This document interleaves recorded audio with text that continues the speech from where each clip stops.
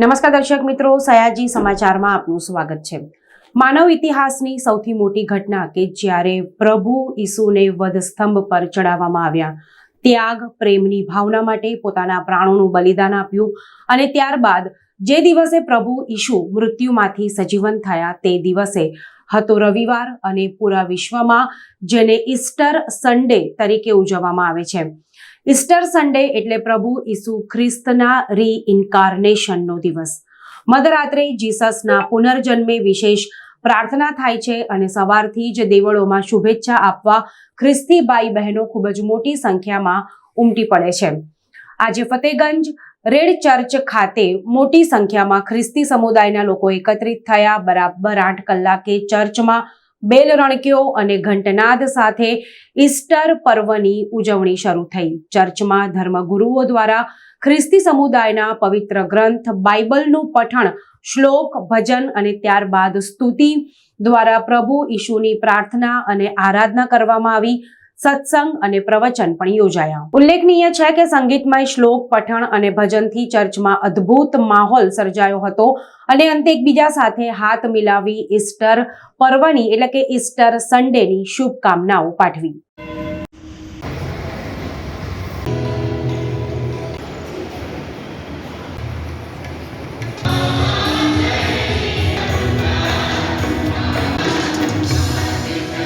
ઈસુ ખ્રિસ્તમાંથી આશા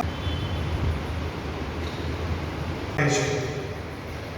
જો આજના દિવસે પ્રભુ તમે આશા વગરના એ જ હતાશા અને નિરાશા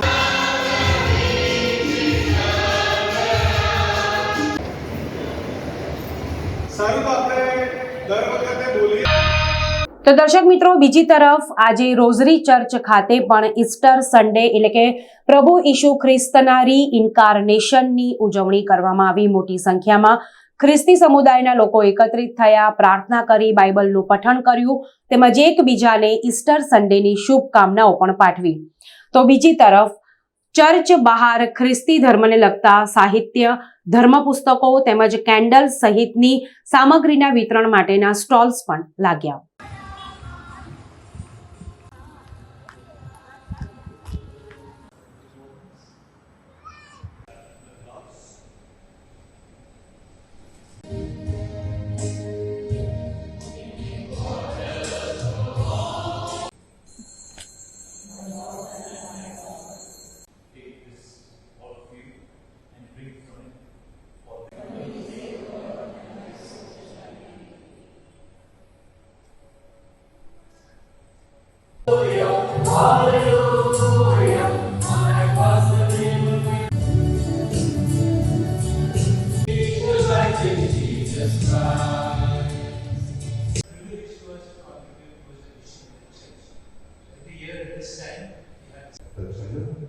ईश्वरी आदर अपने पापों को क्षमा कर।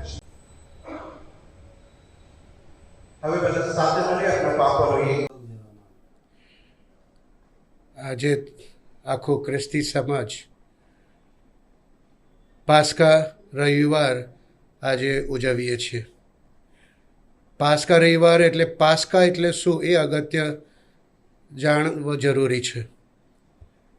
પાસ્કા એટલે 3 દિવસ અગાઉ પ્રભુ ઈસુને ક્રૂસ પર ચડાવી દેવામાં આવ્યા હતા અને મૃત્યુ પામ્યા અને તેઓ કહ્યા એ પ્રમાણે ત્રીજા દિવસે તેઓ ફરી સજીવ ઉઠ્યા। આ જે કહ્યું હતું તે એમના શિષ્યો પણ વિશ્વાસ રાખ્યું નહોતું, પણ જ્યારે પ્રભુ ઈસુ સજીવન થયા, એમના કબરે ગયા, કબર ખાલી જોઈને છતાં પણ એ લોકોની શ્રદ્ધા બેસી ન। ભલે એમના ચાહિતા શિષ્ય યોહાન જોઈને અને બાકી શિષ્યો જોઈને શ્રદ્ધા બેઠી, પણ છતાં એ રહસ્ય તેઓને હજુ સુધી સમજાયું નથી।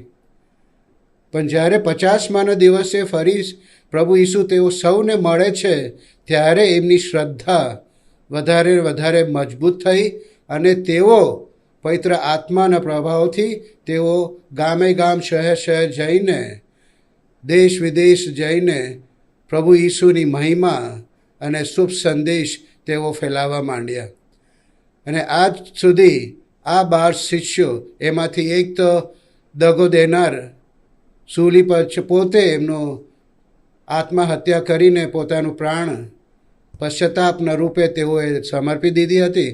પણ બાકીના શિષ્યો તેઓ પ્રભુ ઈસુનો સંદેશ, તેઓ ઈસુની આજ્ઞા પ્રમાણે તેઓ ગામે ગામ આખા શહેરમાં તેઓ આ ફેલાવી. એટલા માટે આજનો જો દિવસ છે એ આપણા માટે બહુ સુખનો દિવસ છે, આનંદનો દિવસ છે. કારણ એ પ્રભુ ઈસુ જે એમને કહ્યું હતું કે તમારા પાપના લીધે હું મારા ખભે લઈને મારું પ્રાણ તમારા માટે પાથરું છું, કહ્યું એણે કર્યું. અને એટલું જ નહીં, પણ તેઓએ કહ્યું હતું કે ત્રીજા દિવસે હું ફરી સજીવન થઈશ. અને એ જ બન્યું. જે કબરમાં એમને દાટવામાં આવ્યું હતું એ કબર ખાલી પડી છે. અને આજે પણ આ ખાલી કબરને જોવા માટે, દર્શન કરવા માટે લાખો લોકો ચારે ચોફેરથી આવીને આ ખાલી કબરને દર્શન કરવા માટે આવતા હોય છે. અને આજે પણ આવે છે અને આવતા રહેશે. કારણ કે એમની શ્રદ્ધા કે પ્રભુ ઈસુ એમના માટે મરણ પામ્યા, મૃત્યુ વોરી અને ત્રીજે દિવસે કયા પ્રમાણે તેઓ ફરી સજીવન થયા. એટલે આ ખુશી અને આનંદનો દિવસ આજે આખી દુનિયા ઉજવે છે. એટલે મારે નમ્ર વિનંતી છે કે આ જે શ્રદ્ધા પ્રભુ ઈસુમાં ફક્ત ખ્રિસ્તી ભાઈઓ બહેનો નથી, પણ બિન ખ્રિસ્તીઓ ઘણા લોકો પ્રભુ ઈસુ ઉપર શ્રદ્ધા ધરાવીને આ પવિત્ર નગરીનું દર્શન કરવા માટે જતા હોય છે અને જતા રહેશે. આખા રોઝરી પેરિશ તરફથી હું આપ સૌને અ વેરી હેપી ઈસ્ટર પાઠવું છું અને પ્રાર્થના કરીશ કે સજીવન થયેલા પ્રભુ ઈસુ ખ્રિસ્ત આપણને એકતા, પ્રેમ, ભાઈચારા અને શાંતિથી આપણને ભરપૂર કરે. God bless you and wish you a very happy Easter. This is Father Malcolm Fernandez, the parish priest of Rosary Cathedral, with my assistants, Father Jesuraj Chikala. God bless you.